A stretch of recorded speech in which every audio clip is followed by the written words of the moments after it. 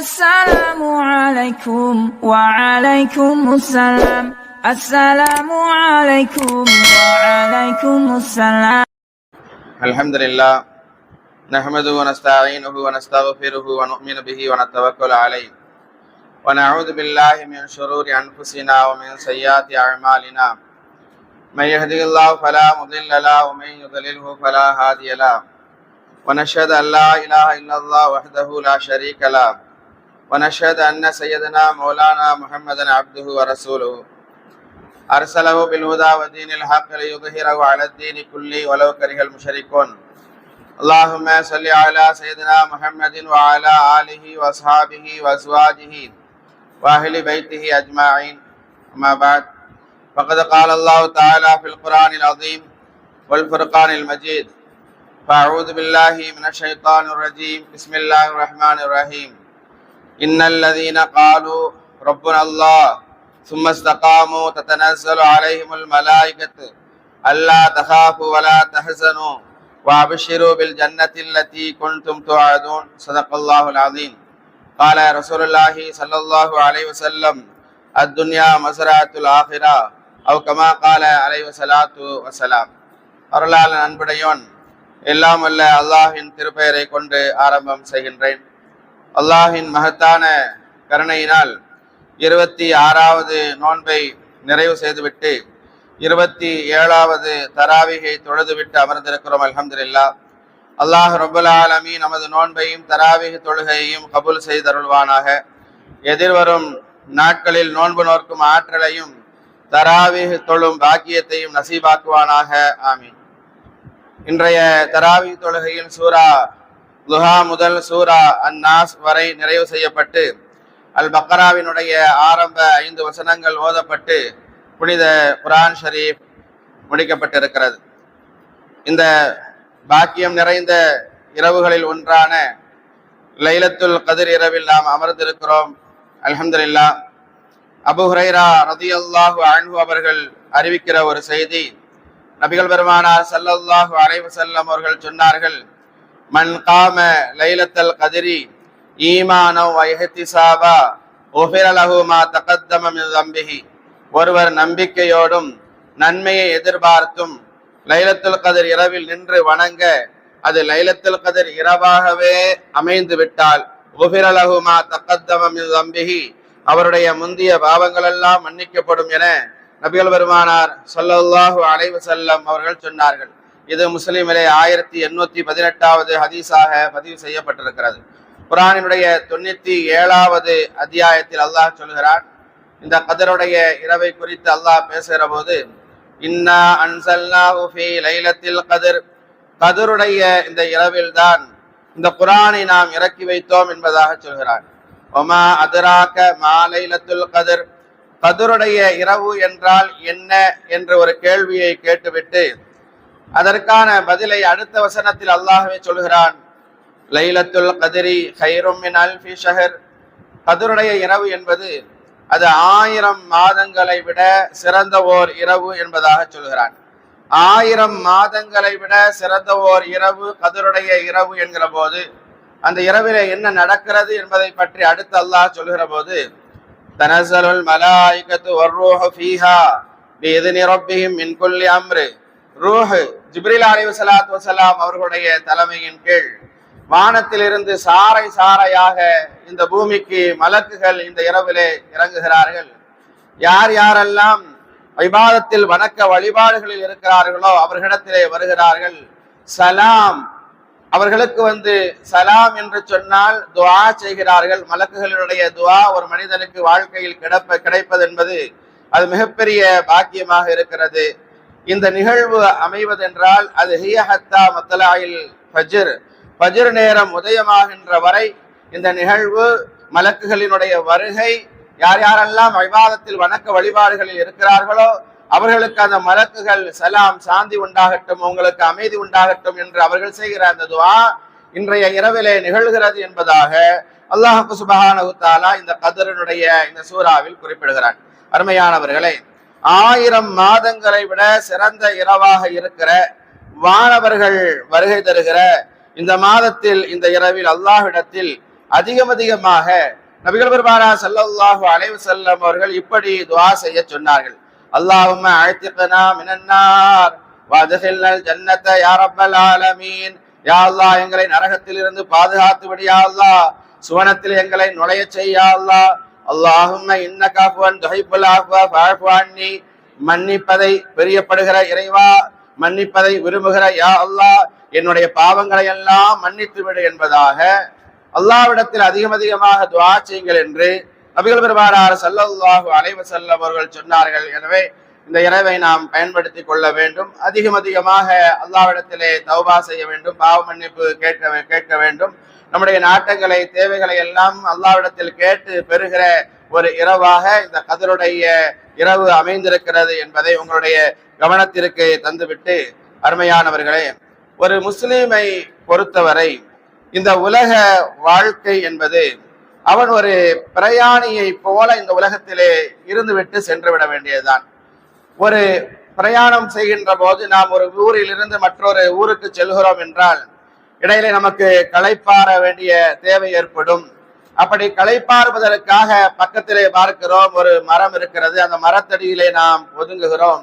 நபிகள் பெருமானார் ஸல்லல்லாஹு அலைஹி வஸல்லம் அவர்கள் சொன்னார்கள், இந்த உலகத்தினுடைய வாழ்க்கை என்பது ஒரு மனிதனுக்கு நாம் பிரயாணம் செய்கின்ற போது ஒரு மரத்தடியில் களைப்பாறுவதற்காக ஒதுங்குகிறீர்களே, அந்த நேரம்தான் இந்த உலகத்தினுடைய வாழ்க்கை. இந்த உலகத்தினுடைய வாழ்க்கை என்பது அது நிரந்தரமானது இல்லை. நாளை மறுமையினுடைய வாழ்க்கை அதுதான் சேர்ந்து போய் சேர வேண்டிய இடமாக இருக்கிறது, அதுதான் நிரந்தரமானது என்பதாக நபிகள் பெருமானார் ஸல்லல்லாஹு அலைஹி வஸல்லம் அவர்கள் சொன்னார்கள். ரசூலுல்லாஹி ஸல்லல்லாஹு அலைஹி வஸல்லம், அத்துன்யா மஸ்ரஅத்துல் ஆஹிரா, இந்த உலகம் மறுமைக்கான விளை நிலம் என்பதாக சொன்னார்கள். இந்த உலகத்தில் நாம் எதை விதைக்கிறோமோ அதைத்தான் நாளை மறுமையில் அறுவடை செய்ய முடியும். நன்மையான காரியங்களை செய்து, நன்மையான காரியங்களை நாம் செய்து அதை நாம் அறுவடை செய்கிறோம் என்று சொன்னால் நாளை மறுமையில் சுவனத்தை நம்மால் பெற்றுக்கொள்ள முடியும். இந்த உலகத்தில் வாழுகிற போது பாவமான காரியங்களை செய்து நம்முடைய வாழ்க்கை ஏனோ தானோ என்று நாம் கழித்து விட்டோம் என்று சொன்னால் போய் சேருகிற இடம் அது அல்லாஹ் பாதுகாக்க வேண்டும், நரகமாக இருக்கும் என்பதனால் தான் நபிகள் பெருமானார் ஸல்லல்லாஹு அலைஹி வஸல்லம் அவர்கள் இந்த உலகத்தில் வாழுகிற போது நல்லதையே அறுவடை செய்து கொள்ளுங்கள் என்பதாக சொன்னார்கள். கண்ணியத்திற்குரியவர்களே, அல்லாஹ் சொன்னான், இன்னல்லதீன காலு ரப்புனல்லாஹ், யார் அல்லாஹ்வை தன்னுடைய இரட்சகனாக ஏற்றுக்கொண்டு சும்மஸ்தகாமு, ஈமானினுடைய விஷயத்தில் இறுதி வரை உறுதியாக நிற்பாரோ. ஈமானுடைய விஷயத்துல உறுதியாக நிற்பது என்று சொன்னால் அரைகுறை இஸ்லாமியர்களாக முஸ்லிம்களாக நாம் இருக்கக்கூடாது, முழுமையான முஸ்லிம்களாக இருக்க வேண்டும். அப்படி இருக்கிற போது நமக்கு கிடைக்கிற பாக்கியம் என்ன தெரியுமா? அல்லாஹ் சொன்னான், தனஸ்ஸலு அலைஹிமுல் மலாயிகா, ரஹமத்திற்குரிய மலக்குமார்கள் அவர்களிடத்திலே வருகிறார்கள், வந்து நமக்கு சுபச்செய்தி சொல்கிறார்கள். அல்லா தஹாஃபு வலா தஹ்சனு, நீங்கள் பயப்பட வேண்டாம், கவலைப்பட வேண்டாம்.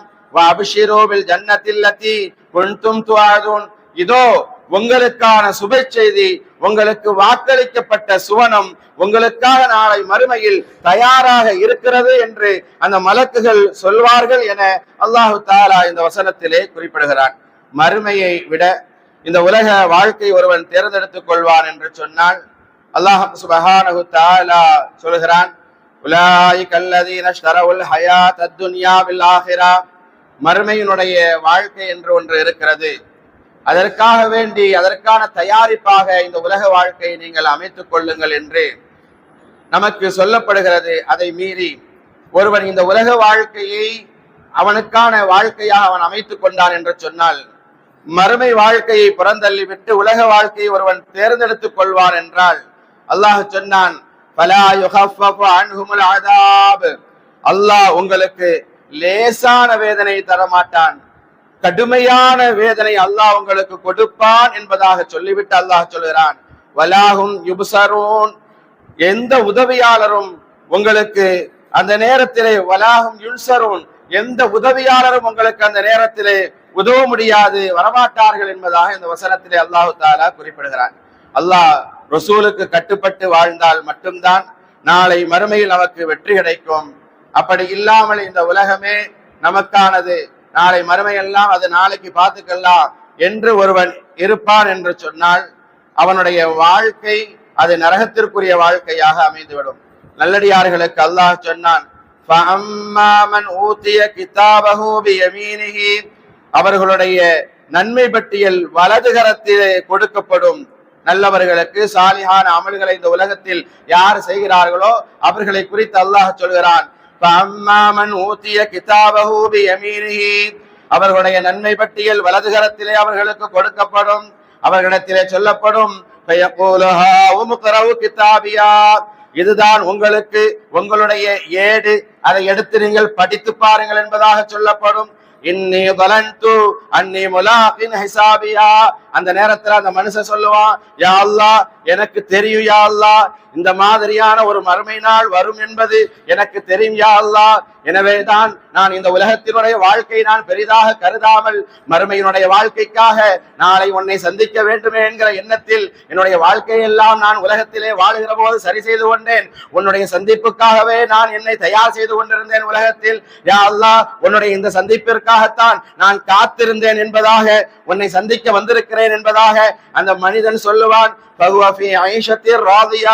அல்லாஹ்வால் பொருந்திக் கொள்ளப்பட்ட சிறப்பான ஒரு வாழ்க்கை அவருக்கு, அந்த மனிதருக்கு கிடைக்கும் என்பதாக அல்லாஹ் தஆலா சொல்லிவிட்டு சொல்கிறான், ஃபீ ஜன்னத்தின் ஆலியா, உயர்ந்த சுவனத்தில் அவர் இருப்பார். புதூஃபுஹா தானியா, சுவனத்தினுடைய கனி வகைகள் பழங்கள் அவருடைய கைக்கு எட்டிய தூரத்தில் இருக்கும். அவர் நினைக்கிற போதெல்லாம் அதை எடுத்து பறித்து அவரால் சாப்பிட முடியும் என்பதாக இந்த வசனத்தில் அல்லாஹ் சுப்ஹானஹு வ தஆலா நல்லவர்களுக்கு கிடைக்கிற பாக்கியங்களை குறித்து பேசுகிறான். அடுத்து அல்லாஹ் சொன்னான், குலு வஷரபு ஹனியம் பிமா அஸ்லப்தும் ஃபில் அய்யாமில் ஹாலியா, உலகத்தில் வாழும்போது நீங்கள் செய்த நல்ல அமல்களுக்கான கூலியாக இதை நான் கொடையாக அன்பளிப்பாக தருகிறேன். சந்தோஷமாக இருங்கள், இன்றைக்கு நீங்கள் நிம்மதியாக இருங்கள், நீங்கள் உண்ணுங்கள் பருகுங்கள் என்பதாக உலகத்தில் நீங்கள் வாழுகிற போது இது ஹலால் இது ஹராம் என்பதை பார்த்து எதையெல்லாம் நான் உங்களுக்கு ஹலாலானதாக ஆக்கியிருந்தேனோ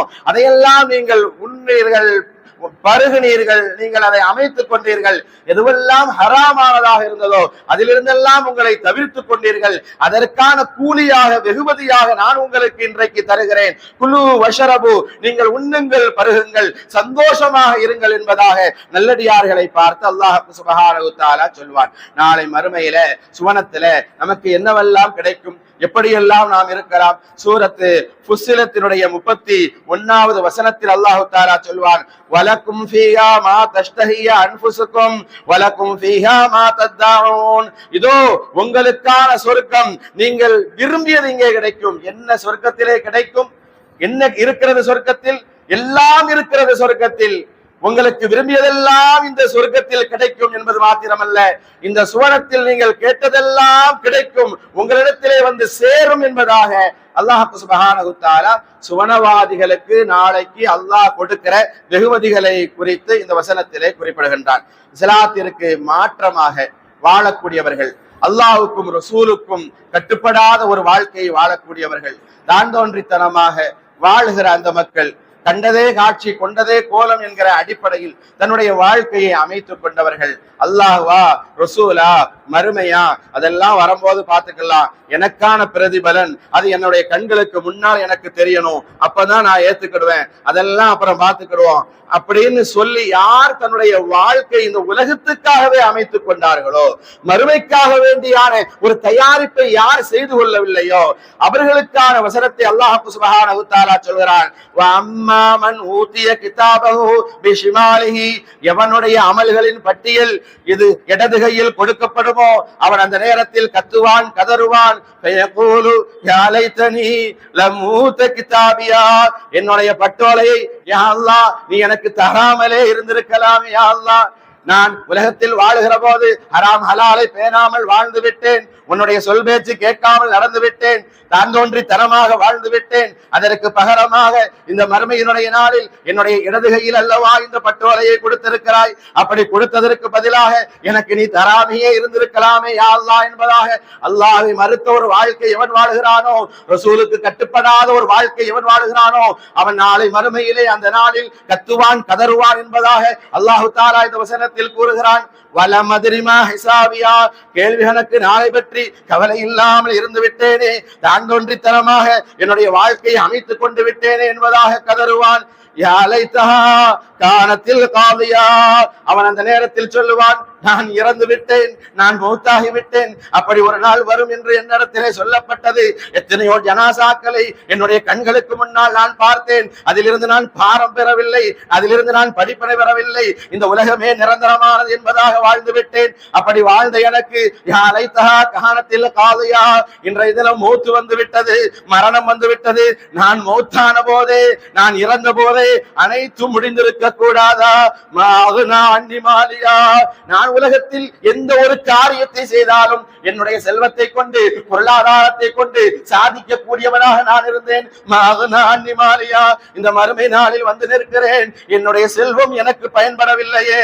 அலகான்னி சுல்தானியா, ஆட்சியும் அதிகாரமும் உலகத்தில் என்னிடத்தில் இருந்தது. அந்த ஆட்சியின் மூலமாக, அந்த அதிகாரத்தின் மூலமாக நான் உலகத்தில் நினைத்ததெல்லாம் சாதித்துக் கொண்டிருந்தேன். மறுமையினுடைய நாளில் வந்து நிற்கிறேன், ஆனால் என்னுடைய ஆட்சியும் அதிகாரமும் எனக்கு எந்த பலனையும் தரவில்லையே என்பதாக அந்த நாளையிலே அந்த மனுஷன் கதறுவா.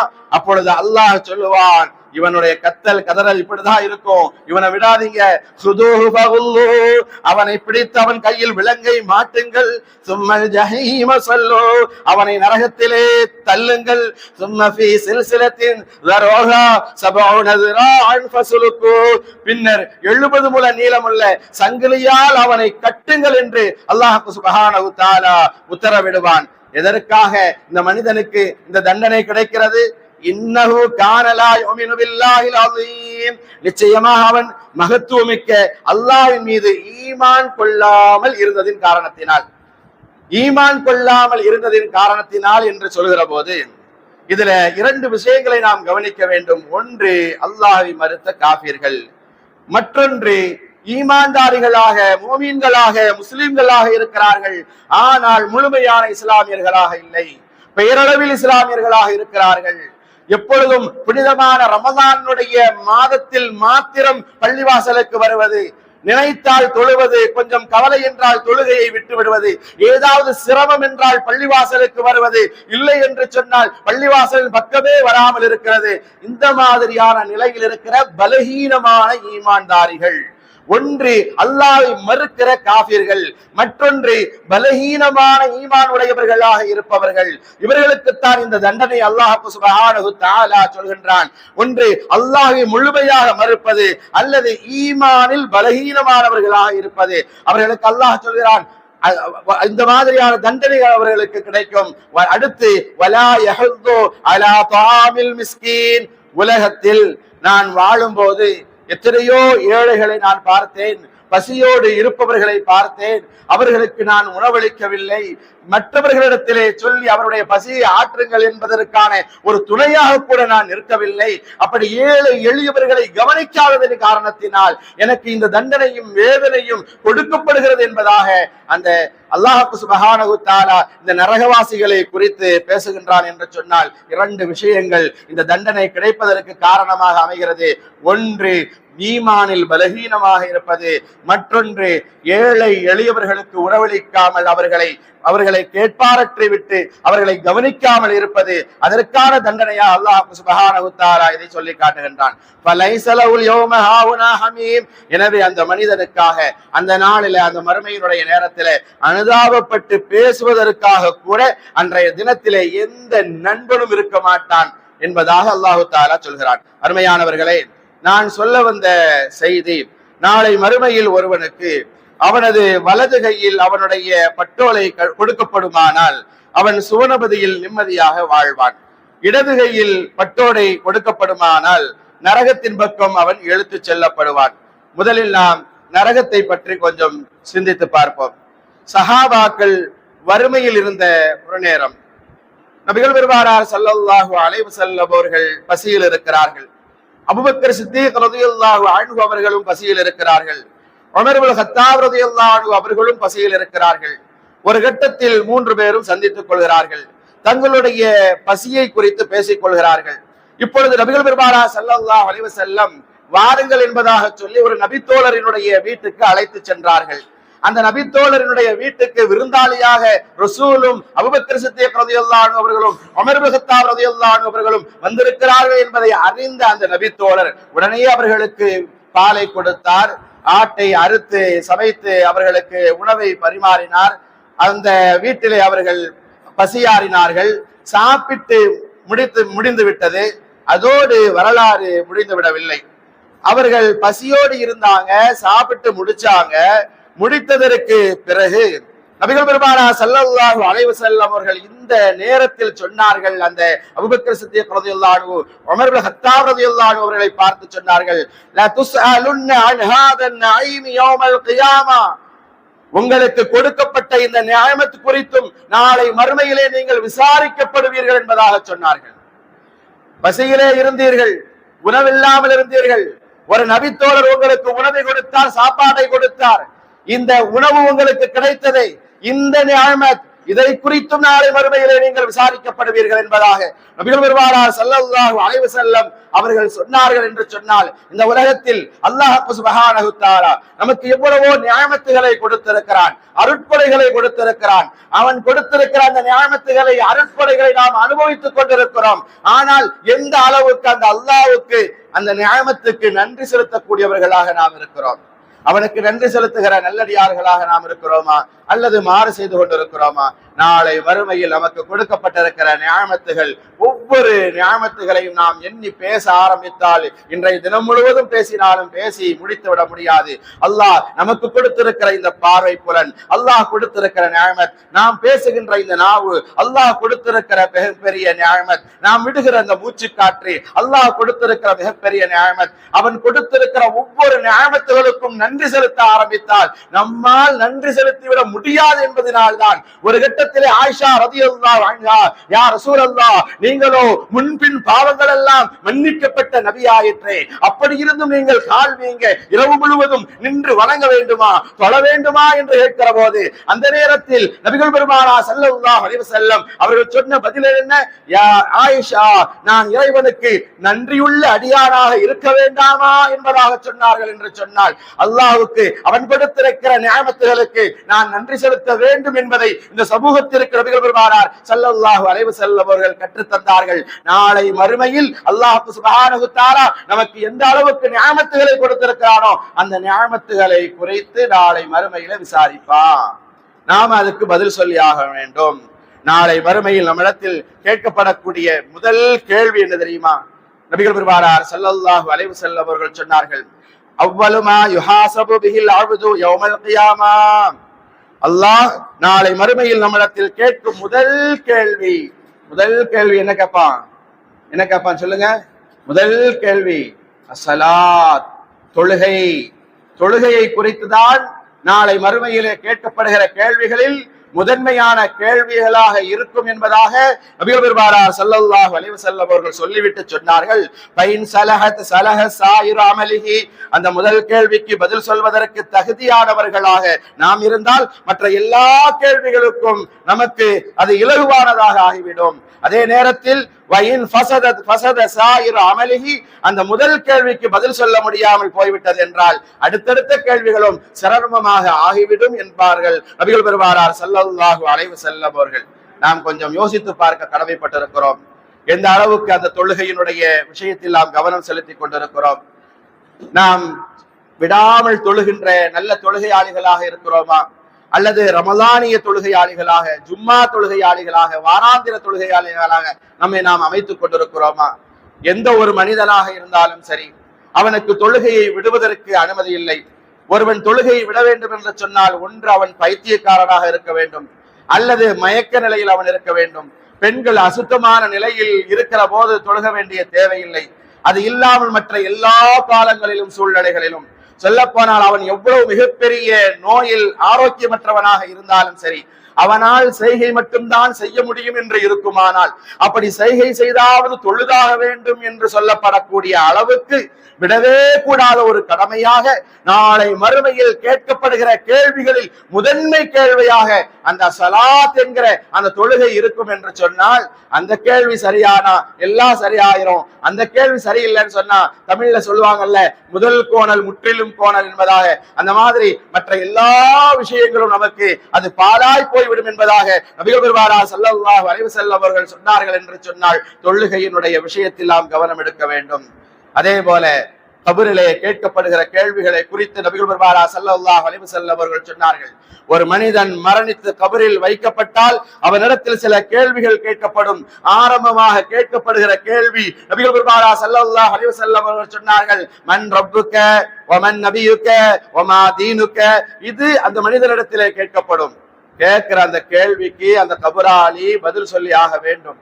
நாம மன் ரப்புக்க அப்படின்னா அதுக்கு என்ன பதில், ஒமா தீனுக்க ஒமன் நபியுக்க அதுக்கு என்ன பதில் அப்படின்ட்டு இங்க இருக்கிற போதே என்னதான் நம்ம மனப்பாடம் ஆக்கிக்கிட்டு அங்க போனாலும், நாம் தெரிந்தவர்களாக இந்த உலகத்தில் வாழ்ந்தாலும், நாளைக்கு கபருல போய் கேட்ட உடனே நம்மளால பதில் சொல்ல முடியாது. ஒருத்தர் மனப்பாடமா ஆக்காமலே இருக்கிறாரு, அவர்கிட்ட அல்லாஹ் கேட்கிறான்னா, அவர் இந்த உலகத்தில் வாழுகிற போது அல்லாஹ்வுக்கு கட்டுப்பட்ட ஒரு வாழ்க்கையை வாழ்ந்தால் மன் ரொப்புக்க என்கிற அந்த கேள்விக்கு அவரால் பதில் சொல்ல முடியும். இந்த மார்க்கத்தின் அடிப்படையில் ஒரு மனிதன் வாழ்ந்தால் ஒமா தீனுக்க என்று கேட்கிற கேள்விக்கு அந்த மனிதனால் பதில் சொல்ல முடியும். ஒமன் நபியுக்க, அவருடைய நபி யார் என்ற கேள்விக்கு பதில் சொல்ல வேண்டுமானால், அந்த நபிக்கு கட்டுப்பட்ட வாழ்க்கை ஒருவன் வாழ்ந்தான் என்று சொன்னால் அவனால் பதில் சொல்ல முடியும். அப்படி இல்லாம இங்க என்னதான் நம்ம மனப்பாடம் செஞ்சுட்டு கபருக்குள்ள போனாலும் நம்மளால பதில் சொல்ல முடியாது என்பதை நாம் கவனத்தில் வைக்க வேண்டும். அவர்கள் கேட்கிற அந்த கேள்வி முதல் கேள்வியாக இந்த 3 கேள்விகள் இருக்கும். அந்த முதல் கேள்விகளுக்கு நாம் பதில் சொன்னால் மற்ற எல்லா கேள்விகளும் நமக்கு இலகுவானதாக ஆகிவிடும். இந்த 3 கேள்விகளுக்கும் ஆரம்ப கேள்விகளுக்கு நாம் பதில் சொல்ல முடியவில்லை என்று சொன்னால் நாம் அல்லாஹ்வுக்கு கட்டுப்பட்ட ஒரு வாழ்க்கையை வாழவில்லை, ரசூலுக்கு கட்டுப்பட்ட ஒரு வாழ்க்கையை வாழவில்லை, இந்த மார்க்கத்திற்கு கட்டுப்பட்ட ஒரு வாழ்க்கையை நாம் வாழவில்லை, தான் தோன்றித்தனமான ஒரு வாழ்க்கையை தான் நாம் வாழ்ந்திருக்கிறோம் என்று சொன்னால் நபிகள் பெருமானார் ஸல்லல்லாஹு அலைஹி வஸல்லம் அவர்கள் சொன்னார்கள், அந்த மனிதன் அவன் நல்லவனாக இருந்து இந்த கேள்விகளுக்கெல்லாம் அவன் பதில் சொல்லிவிட்டான் என்று சொன்னால் அந்த கபர் விசாலமானதாக மாறிவிடும், சுவனத்தினுடைய வாசல் அவனுக்கு திறக்கப்படும், அவன் நிம்மதியாக அந்த கபரிலே இருப்பான். அதற்கு மாற்றமாக அந்த கபராளி இந்த கேள்விகளுக்கெல்லாம் பதில் சொல்லவில்லை. காரணம் என்ன? உலகத்திலே வாழ்கிற போது அந்த அடிப்படையில் அவன் வாழவில்லை என்று சொன்னால் பதில் சொல்ல முடியாமல் அவன் திணறுகிற போது அந்த நேரத்தில் அந்த கபர் அவனை நெருக்கும் என்றார்கள் நபிகள் பெருமானார் ஸல்லல்லாஹு அலைஹி வஸல்லம். அப்படி சொல்கிற போது ரசூலுல்லாஹி ஸல்லல்லாஹு அலைஹி வஸல்லம் அவர்கள் சொன்னார்கள், அந்த மனிதனுடைய அந்த கபராளினுடைய விலா எலும்புகள் ஒன்றோடு ஒன்று சேரும் அளவுக்கு அந்த கபரு அந்த மனிதனை நெருக்கும் என்பதாக நபிகள் பெருமானார் ஸல்லல்லாஹு அலைஹி வஸல்லம் அவர்கள் சொன்னார்கள் என்று சொன்னால் அல்லாஹ் பாதுகாக்க வேண்டும். நல்லவனாக வாழ்ந்தால் கபரு நம்மை வரவேற்கும். என் முதுகின் மேல நடந்த மனிதர்களில் எல்லாம் மிகச்சிறந்த மனிதன் நீதான், உனக்காகத்தான் காத்திருந்தம்பா வா என்பதாக நம்மை அழைக்கும். நமக்கான விசாலமான இடத்தை அந்த கபரு தரும். அதே நேரத்தில் தீய கெட்டவனாக மிக மோசமானவனாக இந்த உலகத்தில் வாழ்ந்து அங்கே அல்லாஹ் கேட்கிற அந்த கேள்விகளுக்கு நம்மால் பதில் சொல்ல முடியாமல் போனால் அந்த கபரு என்னுடைய முதுகில் நடந்த மனிதர்களிலேயே மிக கெட்டவன் மோசமானவன் நீதான், என்னிடத்தில் வந்து விட்டாயா வா என்பதாக சொல்லி அப்படியே அந்த கபரு அவரை நிறுக்கும். எலும்புகள் ஒன்றோடு ஒன்றாக சொருகிக் கொள்ளும் என்பதாக நபிகள் பெருமானார் ஸல்லல்லாஹு அலைஹி வஸல்லம் அவர்கள் சொன்னார்கள். நாம் இந்த மார்க்கத்தின் அடிப்படையில் நம்முடைய வாழ்க்கையை அமைத்துக் கொள்ள வேண்டும். ரசூலுல்லாஹி ஸல்லல்லாஹு அலைஹி வஸல்லம் அவர்கள் சொன்னார்கள், நாளை கபரிலே ஷுஜாஉல் அக்ரா என்கிற ஒரு பாம்பு இருக்கிறது, அந்த பாம்பிடத்திலிருந்து நீங்கள் பாதுகாப்பு தேடிக்கொள்ளுங்கள். காரணம், யார் இந்த உலகத்திலே வாழுகிற போது அவர்கள் தொழுகையை அசட்டை செய்தார்களோ, தொழாமல் விட்டார்களோ, அவர்களுக்குத்தான் அந்த ஷுஜாஉல் அக்ரா என்று சொல்லப்படுகிற அந்த பாம்பு சாட்டப்படும். அது ஒரு தடவை தீண்டினால் அவர்கள் 7 பூமிக்கு கீழே போய் வருவார்கள். அது ஒரு தடவை இந்த பூமிக்கு மேலே மூச்சு விட்டால் புற்பூண்டுகள் எல்லாம் முளைக்காமல் அது கரிந்து அழிந்து விடும். அந்த அளவுக்கு விஷத்தன்மை உடையது அந்த பாம்பு என்பதாக நபிகள் பெருமானார் ஸல்லல்லாஹு அலைஹி வஸல்லம் அவர்கள் சொன்னார்கள் என்று சொன்னால் நாம் தொழுகையில் கவனம் எடுக்க வேண்டும். இது கபரில நடைபெறுகிற அதாபாக வேதனையாக இருக்கிறது. மரணத்தை பற்றிய பயம் இல்லாமல், கபரை பற்றிய சிந்தனை இல்லாமல், மறுமை பற்றிய விசாரணைக்கு பயப்படாமல் பாவமான வாழ்க்கை இந்த உலகத்தில் ஒருவன் வாழ்ந்தால் மறுமையின் வாழ்க்கை அவனுக்கு கேள்விக்குறியானதாக ஆகிவிடும். நபித்தோழர்களிடத்தில் நபிகள் பெருமானா ஸல்லல்லாஹு அலைஹி வஸல்லம் அவர்கள் சொன்னார்கள், நான் நரகத்தில் சில மனிதர்களை பார்த்தேன். சிலருடைய வயிறு புடைத்து மிக பெரியதாக இருந்தது. அவர்களுடைய வயிற்றிலே நான் தேலையும் பாம்பையும் பார்த்தேன் என்பதாக சொன்னார்கள். என்னுடன் வந்த ஜிப்ரீல் அலைஹிஸ்ஸலாத்து வஸலாம் அவர்களிடத்திலே கேட்டேன், யார் இவர்கள்? எதற்காக வேண்டி இவர்களுக்கு இப்படி ஒரு தண்டனை கொடுக்கப்படுகிறது? அவர்களுடைய வயிறெல்லாம் பாம்பும் தேலும் நிறைந்திருக்கிறது என்பதாக நான் கேட்டேன். ஜிப்ரீல் அலைஹிஸ்ஸலாத்து வஸலாம் அவர்கள் சொன்னார்கள், இவர்கள் தான் உலகத்தில் வாழுகிற போது வட்டியை தொழிலாக கொண்டவர்கள். வட்டியை தொழிலாக கொண்டதின் காரணத்தினால் அவர்களுக்கு இப்படி ஒரு தண்டனை கொடுக்கப்படுகிறது என்பதாக ஜிப்ரீல் அலைஹிஸ்ஸலாத்து வஸலாம் அவர்கள் என்னிடத்திலே சொன்னார்கள் என்பதாக நபிகள் பெருமானா ஸல்லல்லாஹு அலைஹி வஸல்லம் அவர்கள் சொன்னார்கள். வேறு சிலரை நான் நரகத்தில் பார்த்தேன். செம்பில் உண்டான நகங்கள் அவர்களுக்கு கொடுக்கப்பட்டிருந்தது. தங்களை தாங்களே அவர்கள் கீறி கிழித்துக் கொண்டிருந்தார்கள். இந்த உலகத்தில் நாம் வாழுகிற போது எந்த முகத்தை நாம் அழகு பார்த்து கொண்டிருக்கிறோமோ, கண்ணாடி முன்னால் நின்று ஏதாவது ஒரு காயம் தெரிந்தால், ஒரு பரு வந்து விட்டால், அது ஏன் இந்த மாதிரி ஒரு பரு வந்துச்சு, அசிங்கமா இருக்கிற என்று எவ்வளவோ அக்கறை எடுத்துக் கொண்டிருக்கிறோமோ, அந்த முகத்தை நன்றாக கழுவி கொண்டிருக்கிறோமோ, இந்த உடம்பை ஆரோக்கியமாக நாம் எந்த உடம்பை இந்த உலகத்தில் வைத்துக் கொண்டிருக்கிறோமோ அந்த உடம்பை தங்களுடைய கைகளாலேயே தாங்களாகவே எந்த முகத்தை பார்த்து அழகு என்பதாக நாம் எண்ணிக்கொண்டிருக்கிறோமோ அந்த முகத்தை என்னுடைய கைகளால் என்னுடைய முகத்தை நான் கிழித்துக் கொள்கிறேன். அப்படிப்பட்ட ஒரு நிலையை நபிகள் பெருமானா ஸல்லல்லாஹு அலைஹி வஸல்லம் அவர்கள் நரகத்தில் நான் பார்த்தேன் என்பதாக சொன்னார்கள். என்னுடன் வந்த ஜிப்ரீல் அலைஹிஸ்ஸலாத்து வஸலாம் அவர்களிடத்திலே கேட்டேன், யார் இவர்கள்? ஏன் இப்படி இவர்கள் செய்து கொண்டிருக்கிறார்கள்? செம்பில் உண்டான நகங்கள் அவர்களுக்கு கொடுக்கப்பட்டிருக்கிறது. தங்களுடைய நகங்களினால் தன்னுடைய முகத்தையே அவர்கள் கீறி கிழித்துக் கொண்டிருக்கிறார்களே, தன்னுடைய உடம்பை கீறி கிழித்துக் கொண்டிருக்கிறார்களே, அப்படி என்னதான் இவர்கள் பாவம் செய்தார்கள் என்பதாக ஜிப்ரீல் அலைஹிஸ்ஸலாத்து வஸலாம் அவர்களிடத்திலே நான் கேட்டேன் என்று சொன்ன நபிகள் பெருமானா ஸல்லல்லாஹு அலைஹி வஸல்லம் அவர்கள் சொன்னார்கள். அப்பொழுது ஜிப்ரீல் அலைஹிஸ்ஸலாத்து வஸலாம் அவர்கள் என்னிடத்திலே சொன்னார்கள், யஅகுலூன லுஹூமன் நாஸ், இவர்கள் தான் மனிதர்களுடைய இறைச்சியை சாப்பிட்டவர்கள். மனிதர்களுடைய இறைச்சியை சாப்பிட்டவர்களா? அப்படியானால் நபிகள் பெருமானா ஸல்லல்லாஹு அலைஹி வஸல்லம் அவர்கள் விளக்கம் தந்தார்கள், அவர்கள் தான் புறம் பேசிக் கொண்டிருந்தவர்கள் என்பதாக சொன்னார்கள். இன்றைக்கு எந்த ஒரு விஷயத்தை நம்ம சர்வ சாதாரணமாக செய்து கொண்டிருக்கிறோமோ அதை ஒரு பாவம்னே கருதுறதில்ல. அப்படிப்பட்ட ஒன்றுக்கு இவ்வளவு மிகப்பெரிய வேதனை தண்டனை நரகத்தில் இருக்கிறது என்பதாக நபிகள் பெருமானார் ஸல்லல்லாஹு அலைஹி வஸல்லம் அவர்கள் சொன்னார்கள். எதற்காக வேண்டி? ஒரு 3 பேர் 4 பேர் சேர்ந்துட்டோம் அப்படின்னு சொன்னா நாம பேசக்கூடிய பேச்சு யாரை பத்தியதா இருக்கும்? இந்த 4 பேருக்கும் சம்பந்தமே இல்லாத 5வது ஒரு நபரை பத்தியதா இருக்கும். இந்த 4 பேர்ல ஒருத்தர் எழுந்திருச்சு போயிட்டான்னு சொன்னா மீதம் இருக்கிற 3 பேரும் போனவனை பத்தி பேச ஆரம்பிச்சிருவாங்க. அவன் இவன் யோக்கியமா, இவனை பத்தி தெரியாதா அப்படின்னு. அந்த 3 பேர்ல ஒருத்தன் எந்திரிச்சு போவானான்னு பார்த்தா அவன் போக மாட்டான். ஏன்னா நாம எந்திரிச்சு போனா இருக்கிற 2 பேர்களும் நம்மளை எங்க கழுவி குடிச்சிருவானுங்களோ அப்படிங்கிற நினைப்பு தான். இப்படித்தான் இன்றைக்கு சமுதாயத்தினுடைய நிறைய நபர்களுடைய நிலை. சர்வ சாதாரணமாக அதை பாவம் என்று கூட கருதாத நிலையில் நாம் புறம் பேசிக் கொண்டிருக்கிறோம் என்கிற போது இதனால்தான் இதற்கு அதிகமான, ஏன்னா நம்ம இதை பாவம்னு நினைச்சு வச்சுக்கிடுங்களேன், அல்லாஹ்விடத்துல தௌபா செய்வோம், பாவ மன்னிப்பு கேட்போம், யா அல்லாஹ் நான் பாவம் செஞ்சுட்டேன், புறம் பேசிட்டேன், என்னைய மன்னிச்சிரு யா அல்லாஹ் அப்படின்னு தௌபா கேட்போம். அதனால அல்லாஹ் தாலா மன்னிப்பா அப்படின்னா இன்னொரு விஷயமும் இதுல இருக்குது, மன்னிக்க மாட்டா அப்படிங்கிறதுக்கு. என்னன்னா அல்லாஹ்வுக்கு ஏதாவது அவனுடைய கடமைகளை நம்ம குறை வச்சுட்டோம் அப்படின்னு சொன்னா அல்லாஹ் தாலா மன்னிச்சிருவான். அது அவன் சம்பந்தப்பட்டது, அல்லாஹ் சம்பந்தப்பட்டது இல்லையா? அல்லாஹ் தாலா மன்னிச்சிருவான், அவன் கிருபையால ரஹமா மன்னிச்சிருவான். இந்த புறம் பேசுறது இருக்குது, அது என்னன்னா மனிதர்களோடு அடியார்களோடு சம்பந்தப்பட்டதா இருக்குது. புறம்னா என்ன அப்படின்னு சொன்னா, ஒரு 2 பேரு நம்ம பேசக்கூடிய இந்த பேச்சு அவன் இல்லாத ஒருத்தரை பத்தி நாம பேசுறோம் சொன்னா அதுக்கு பேரு தான் புறம். ஒரு நபித்தோழர் கேட்டாரு, யா ரசூலல்லாஹ் அவர்கிட்ட இருக்கிறதால நாங்க பேசுறோம், இது என்ன தப்பான்னு. அப்ப ரசூல் ஸல்லல்லாஹு அலைஹி வஸல்லம் சொன்னாங்க, இருக்கிறத பத்தி பேசுறதுக்கு பேரதான்ப்பா புறம். அப்படி இல்லாம அவன்கிட்ட இல்லாத நீ பேசுறன்னு வச்சுக்க, அது இதை விட மிகப்பெரிய தண்டனை இருக்கு அதுக்கு. அவன்கிட்ட இல்லாததை நீ பேசுறனா அதுக்கு பேரு இட்டுக்கட்டு.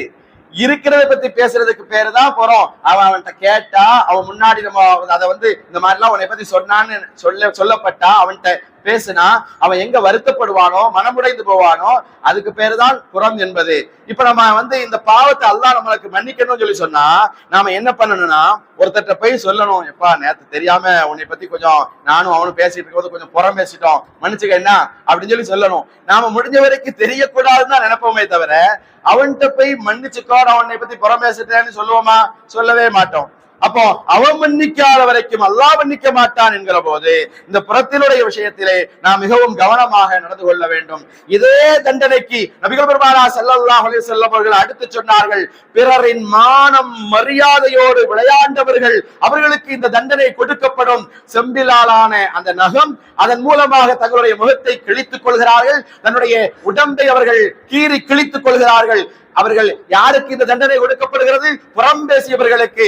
பிறரினுடைய மானம் மரியாதையோடு யார் விளையாண்டார்களோ, பிறருடைய உள்ளங்களை யார் உடைத்தார்களோ அவர்களுக்கு இந்த தண்டனை கொடுக்கப்படுகிறது என்பதாகவும் நபிகள் பெருமானார் ஸல்லல்லாஹு அலைஹி வஸல்லம் அவர்கள் சொன்னார்கள். நாம் ஒன்றை கவனிக்க வேண்டும்.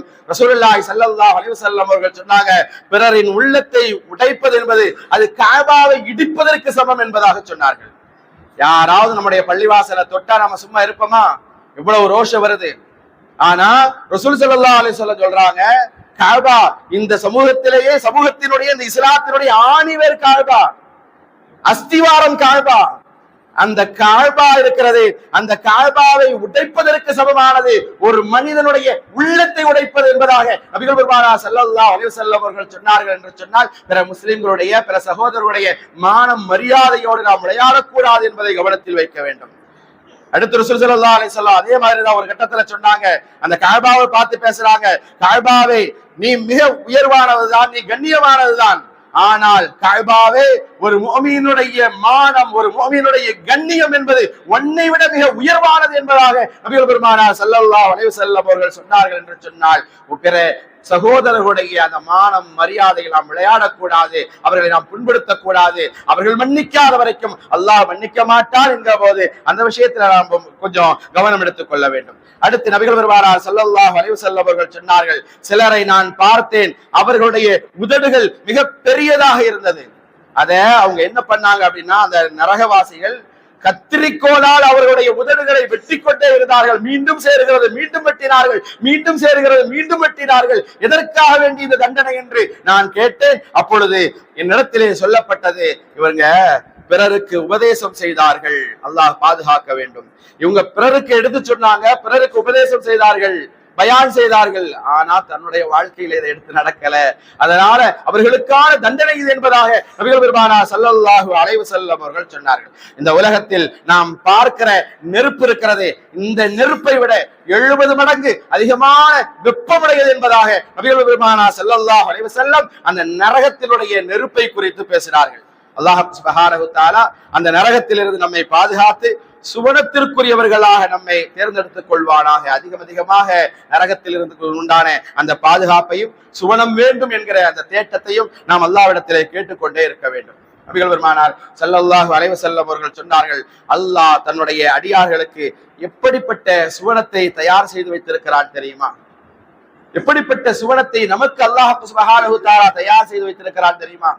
நபிகள் நாயகம் ஸல்லல்லாஹு அலைஹி வஸல்லம் அவர்கள் சொன்னார்கள், மாலா ஐனுன் ரஅத், எந்த கண்ணும் பார்த்திராத, வலா உதுனுன் சமியத், எந்த காதும் கேட்டிராத, வலா ஹதர அலா கல்பி பஷர், எந்த உள்ளமும் கற்பனை செய்து கூட பார்த்திராத சுவனத்தை அல்லாஹ் அங்கே உங்களுக்காக வேண்டி, அடியார்களுக்காக வேண்டி தயார் செய்து வைத்திருக்கிறேன் என்பதாக சொல்கிறான் என நபிகள் பெருமானார் ஸல்லல்லாஹு அலைஹி வஸல்லம் அவர்கள் சொன்னார்கள். நரகத்திலிருந்து வெளியே வரக்கூடிய ஒரு கடைசி மனிதரை குறித்து நபிகள் பெருமானார் ஸல்லல்லாஹு அலைஹி வஸல்லம் அவர்கள் சொன்னார்கள். இந்த உலகத்துல வாழுகிற போது நிறைய பாவம் செஞ்சிருந்தா அவனுடைய நன்மைகளை விட பாவத்தினுடைய பட்டியல் அதிகமா இருந்துச்சு. அதனால அல்லாஹ் தஆலா என்ன பண்ணிட்டான், அவனை நரகத்துல போட்டுட்டான். நரகத்துல போட்டு அவனுடைய பாவத்தை எல்லாம் கழுவி சுத்தம் பண்ணதுக்கு அப்புறமா அசுத்தமா இருக்கக்கூடியவங்க சொர்க்கத்துக்குள்ள போக முடியாது. அதனால அவனுடைய பாவங்கள் எல்லாம் களையணுங்கிறதுக்காக வேண்டி, களையப்படணும் என்பதற்காக வேண்டி ஒரு முஃமினாக முஸ்லிமாக இருந்த ஒரு மனிதனை அல்லாஹ் தஆலா நரகத்துல போட்டா, அவனை சுத்தப்படுத்தி இப்போ அந்த நரகத்திலிருந்து கடைசியாக வெளியாகக்கூடிய மனிதன் என்பதாக நபிகள் பெருமானார் ஸல்லல்லாஹு அலைஹி வஸல்லம் அவர்கள் சொன்னார்கள். இப்போ அவன் எங்க நிறுத்தப்படுறான் அப்படின்னா, நரகத்துல இருந்து வெளியே எடுத்தாச்சு, நரகத்தினுடைய வாசல்ல நிறுத்தப்பட்டிருக்கான். இப்ப இந்த நேரத்துல அல்லாஹ் அந்த அடியான் அழைக்கிறான். நபிகள் பெருமானா ஸல்லல்லாஹு அலைஹி வஸல்லம் சஹாபாக்களிடத்தில் இந்த செய்தியை சொன்னார்கள்.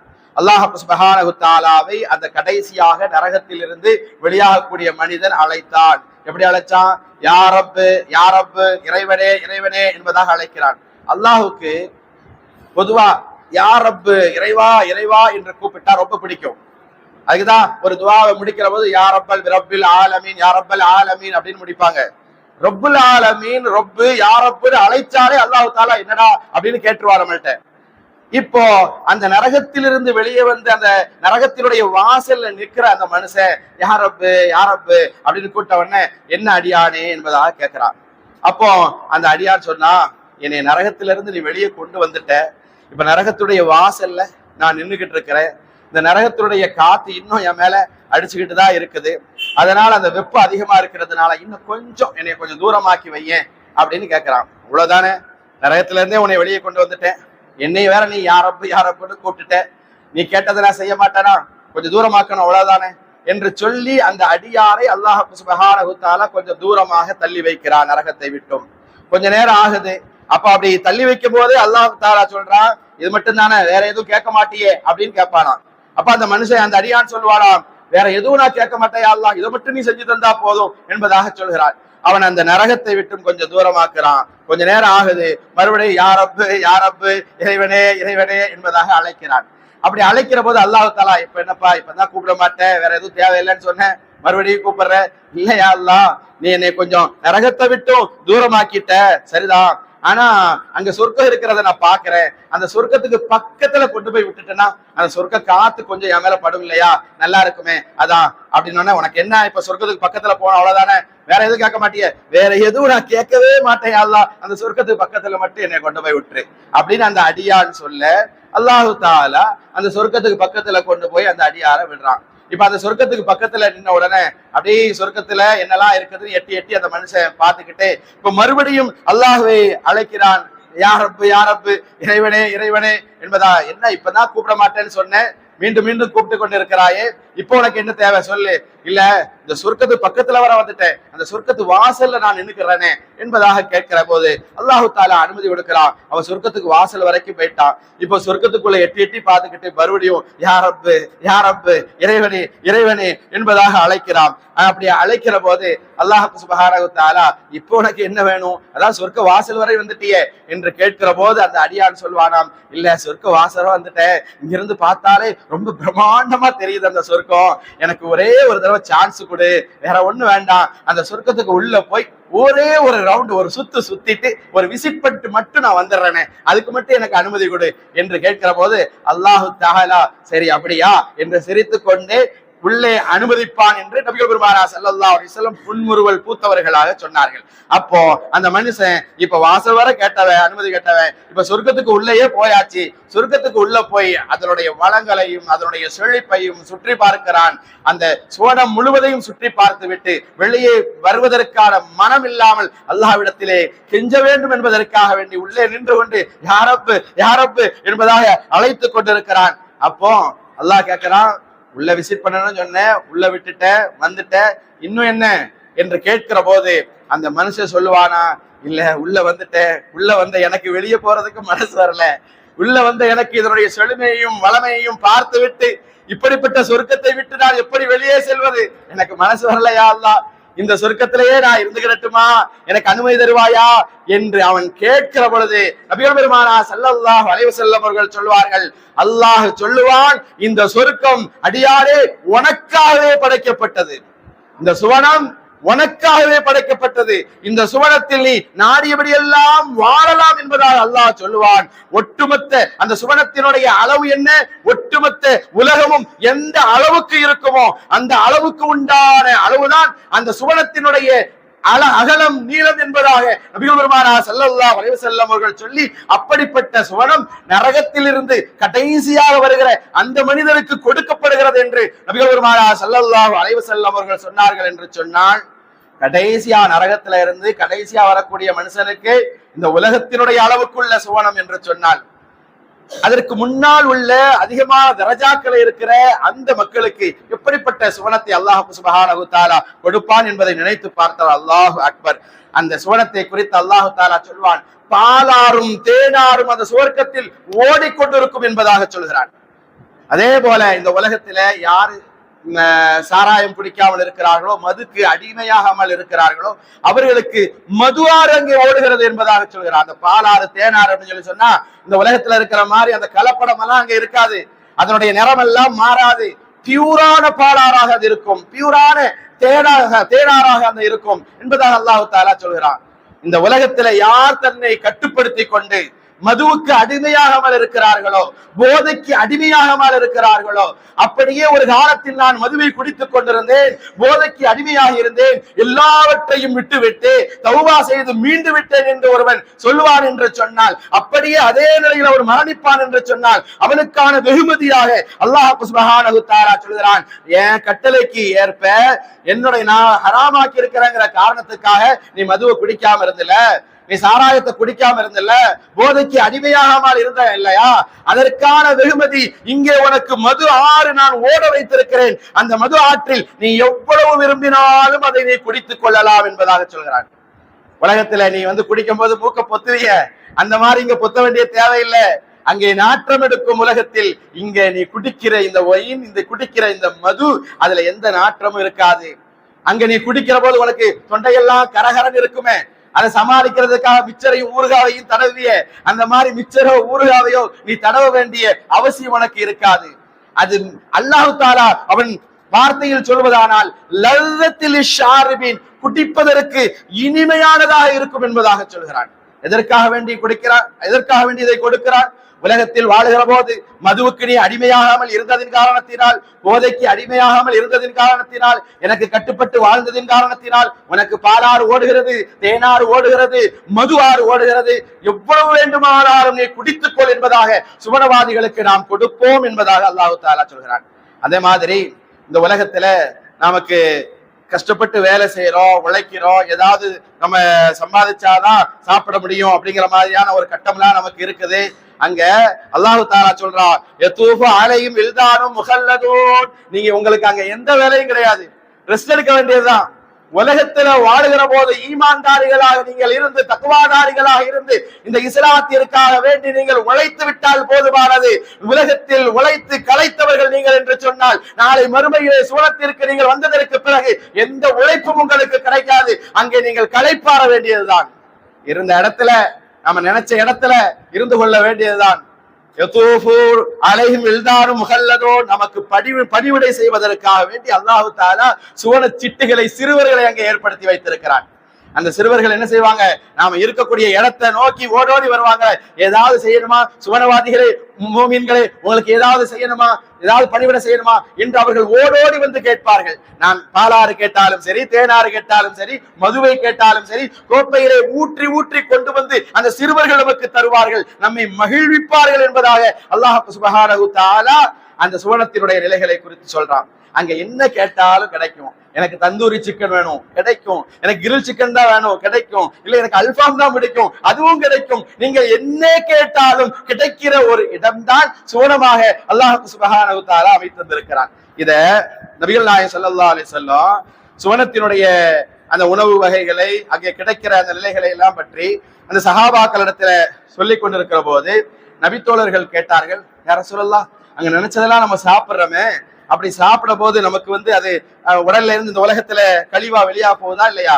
அந்த மாதிரி நமக்கு வெளியாகக்கூடிய கழிவா எப்படி அது உடலில் இருந்து வெளியாகும்? நாம் எல்லாத்தையும் சாப்பிட்டுட்டே இருக்கும்போது அது எப்படி அல்லாஹ் தஆலா வெளிப்படுத்துவார் என்று கேட்கிற போது நபிகள் பெருமானார் ஸல்லல்லாஹு அலைஹி வஸல்லம் அவர்கள் சுவனவாதிகளுடைய நிலையை சொன்னார்கள். அது ஏப்பத்தின் மூலமாக வெளியாகும் என்பதாக சொன்னார்கள். இந்த உலகத்துல நாம ஏப்ப விட்டா பக்கத்துல எவரும் நிக்க முடியாது. ஆனா அங்க ஏப்ப விட்டா ரசூல் ஸல்லல்லாஹு அலைஹி வஸல்லம் சொன்னாங்க, அது கஸ்தூரியினுடைய மனத்தை விட மிக அதிகமானதாக இருக்கும் ஒரு சுவனவாதியினுடைய ஏப்பம் என்பதாக நபிகள் பெருமானார் ஸல்லல்லாஹு அலைஹி வஸல்லம் அவர்கள் சொன்னார்கள். அங்க எல்லா வகைகளான வகையான கனி வர்க்கங்களும் அங்க கிடைக்கும்.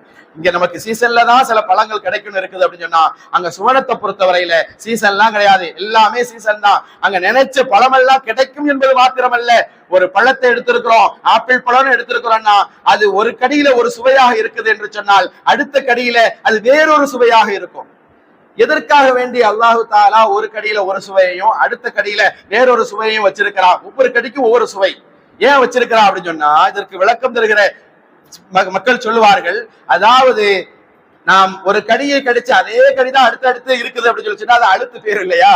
அதனாலதான் ஒவ்வொரு கடிக்கும் ஒவ்வொரு விதமான சுவையை அந்த கடிவர்க்கங்களில் அல்லாஹு தாலா சுவனவாதிகளுக்கு வைத்திருக்கிறான் என்பதாக சொல்லி தருவார்கள். அருமையானவர்களே, நாம அங்க நிம்மதியா சுவனத்துல ஊஞ்சலில் ஆடிக்கொண்டிருக்கலாம். யாரோட? நம்முடைய மனைவியோடு ஆடிக்கொண்டிருக்கலாம், குடும்பத்தார்களோடு நாம் சுவனத்தில் இருக்கலாம். ஊஞ்சலில் நாம் ஆடிக்கொண்டிருக்கிற போது சிறுவர்கள் சிலரை அல்லாஹு தாலா நியமித்திருப்பான். அவர்கள் பாட்டு பாடிக்கிட்டே இருப்பாங்களாம்.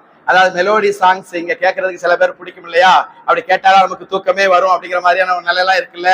அங்க சுவனத்துல இங்க அதெல்லாம் செய்யாம ஆபாசமான பாடல்கள்லாம் கேட்காம நம்ம தவிர்த்துக்கிட்டோம் அப்படின்னு சொல்லி சொன்னா, நாளை மறுமையில சுவனத்துல வைத்து படிப்பதற்காக பாடல்களை பாடுவதற்காக சில சிறுவர்களை அல்லாஹ் சுப்ஹானஹு வ தஆலா நியமித்து வைத்திருப்பான். அங்கே நாம் ஊஞ்சலில் நம்முடைய மனைவியோடு அல்லது ஹூர்லீன்களோடு இருந்து கொண்டு அப்படியே நாம் ஊஞ்சலில் ஆடிக்கொண்டிருப்போம். அப்படி ஆடிக்கொண்டிருக்கிற போது நமக்கு ரம்மியமாக அதை சுகமாக அனுபவிக்க வேண்டும் என்பதற்காக அந்த சுவனத்தினுடைய சிறுவர்களை வைத்து பாடுபவர்களை அல்லாஹு தஆலா நியமித்திருப்பான். அவர்கள் பாடிக்கொண்டிருப்பார்கள் என்கிற செய்தியை நம்மால் பார்க்கப்படுகிறது. நம்ம சரி, சொர்க்கத்துல நமக்கு ஹூரீன்கள்லாம் இருக்கிறாங்க. சுவனத்துல வயதானவர்கள் எத்தனையோ பேர் ஒவ்வொரு வயதிலையும் மரணிக்கக்கூடிய மக்களை நம்ம பார்க்கிறோம். சில பேர் 85 வயசுல, சில பேர் 80ல, 75ல, 65ல இப்படி எல்லாம் வயதானவர்களை பார்க்கிறோம். சில பேர் வயசானவங்களுக்கு கவலையா இருக்கும். சொர்க்கத்துல ஹூரீன்கள்லாம் இருக்கிறதா கிடைக்கிறதா சொல்றாங்க. நமக்கு வேற வயசாயிடுச்சு. இப்படி வயசான காலத்துல அங்க போய் அங்க ஹூரீன்களோட எப்படி நம்ம சந்தோஷமா இருக்க முடியும் அப்படிங்கிற மாதிரியான எண்ணம்லாம் சில பெரியவர்களுக்கு இருக்கும். அதுக்குதான் ஆறுதல் படுத்தும் விதமாக நபிகள் பெருமானார் ஸல்லல்லாஹு அலைஹி வஸல்லம் அவர்கள் சொன்னார்கள், அங்கே சுவனத்தில் வயதில் ஏற்றம் இறக்கம் இருக்காது, எல்லோருக்கும் சரிசமமான ஒரே வயதுடையவர்களாக அங்கே சுவனவாதிகள் இருப்பார்கள். எல்லோருக்கும் 33 வயசா இருக்கும். இளம் வாலிபர்களாக அங்கே சுவனவாதிகள் இருப்பார்கள். இன்னும் தெரியுமா, 100 ஆண்களுக்குண்டான சக்தி ஒரு ஆணுக்கு அல்லாஹ் சுப்ஹானஹு வ தஆலா சுவனவாதிகளுக்கு கொடுப்பாராம். நமக்கு அங்க அல்லாஹ் சுப்ஹானஹு வ தஆலா ஹூரீன்களை கொடுப்பான். அந்த ஹூரீன்கள் கொடுப்பா அப்படின்னு சொல்ற நேரத்துல இன்னொரு விஷயத்தையும் நான் சேர்த்தே சொல்லி ஆகணும். என்ன தெரியுமா, அங்க ஹூரீன்கள் நமக்கு கிடைப்பாங்கல்ல, அந்த ஹூரீன்களுக்கெல்லாம் எத்தனை ஹூரீன்கள்லாம் நமக்கு கிடைப்பாங்க சுவனவாதிகளுக்கு. அப்படி கிடைக்கக்கூடிய அந்த ஹூரீன்களுக்கெல்லாம் தலைவியா யார் இருப்பார்னு சொல்லி சொன்னா, இந்த உலகத்தில் நாம் யாரோடு வாழ்ந்து கொண்டிருக்கிறோமோ, எனக்கு என்னுடைய மனைவி, உங்களுக்கு உங்களுடைய மனைவி, அவர்கள் தான் ஹூரீன்களுடைய தலைவியாக இருப்பார்கள். அப்படின்னா இங்கேயும் தான் முடியல, அங்கேயுமா என்று இங்கதான் சிக்கலா இருக்குது, பிரச்சனையா இருக்குது. அங்கேயாவது நிம்மதியா இருக்கலாமே அலிம்சா, அங்கேயும் அவங்கதான் இருப்பாங்கன்னு சொல்றீங்களே, அதுவும் ஹூரீன்களுக்கெல்லாம் தலைவின்னு சொல்லி சொல்றீங்களே, இங்க உள்ள பிரச்சனையே தாங்க முடியல அப்படி எல்லாம் நீங்க யோசிக்க வேண்டாம். ஏன்னா சிக்கல்கள், பிரச்சனைகள், அந்த போட்டி, பொறாமை இதெல்லாம் இந்த உலகத்துல தானே தவிர நாளை மறுமையில சொர்க்கத்துல இருக்காது. இன்னும் சொல்ல போனா அந்த ஹூரீன்கள் இருக்கிறாங்களே, அந்த ஹூரீன்கள் அங்க ஏற்கனவே இயற்கையாவே சுவனத்திலே அல்லாஹ் தஆலா தயார் செய்து வைத்திருக்கிற அந்த ஹூரீன்களை விட இந்த உலகத்தில் இருக்கிற சாலியான பெண் ஹூரீனாக அவள் மாற்றப்படுவாள். அந்த ஹூரீன் அங்கே இருக்கிற ஹூரீன்களை விட 1000 மடங்கு அதிகமான அழகுடையவர்களாக, ஆண்களுக்கு மகிழ்ச்சி சந்தோஷத்தை தன்னுடைய கணவருக்கு கொடுக்கக்கூடியவளாக இந்த பெண் இருப்பார் என்பதையும் ஹதீஸ்களின் மூலமாக நம்மால் பார்க்கப்படுகிறது. இதெல்லாம் எப்பொழுது நமக்கு கிடைக்கும் சொல்லி சொன்னா ஒண்ணு இல்ல, அல்லாஹ் தஆலா சொல்றான், மன் அமில சாலிஹன் மின் ذكرٍ أو أنثى وهو مؤمن, யார் ஈமானுடன் உறுதியுடன் அமல சாலிஹ் நல்ல செயல்களை செய்கின்றார்களோ அவர்களுக்கு 2 விதமான வாக்குறுதியை கொடுக்கிறான். என்ன? பல நுஹையன்னஹு ஹயாத்தன் தய்யிபா, இந்த உலகத்திலே சுகமான நிம்மதியான வாழ்க்கை தருவேன்.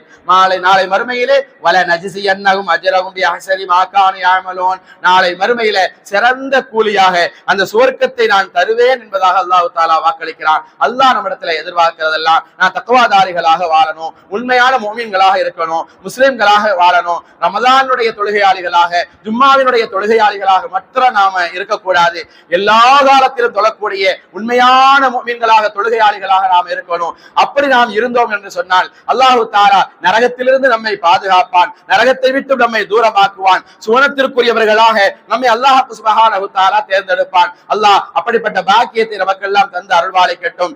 சுவனங்களை நீங்கள் கேட்பதாக இருந்தால் மிக உயர்ந்த சுவனமாக இருக்கிற ஜன்னத்துல் ஃபிர்தௌஸை கேளுங்கள் என்பதாக நபிகள் பெருமானார் ஸல்லல்லாஹு அலைஹி வஸல்லம் அவர்கள் சொன்னார்கள். அந்த ஜன்னத்துல் ஃபிர்தௌஸையே நாம் அதிகமாக கேட்போம். அல்லாஹு தஆலா நம்மை எல்லாம் ஜன்னத்துல் ஃபிர்தௌஸில் நபிகள் பெருமானார் ஸல்லல்லாஹு அலைஹி வஸல்லம் அவருடைய தலைமையின் கீழ் ஒன்று கூட செய்வாராக. ஆமீன். வாஹிர் தஅவானா அனில் ஹம்துலில்லாஹி ரப்பில் ஆலமீன். யா ரஹ்மானே எங்களின் பாவம் நீங்கிடச் செய்வாயே.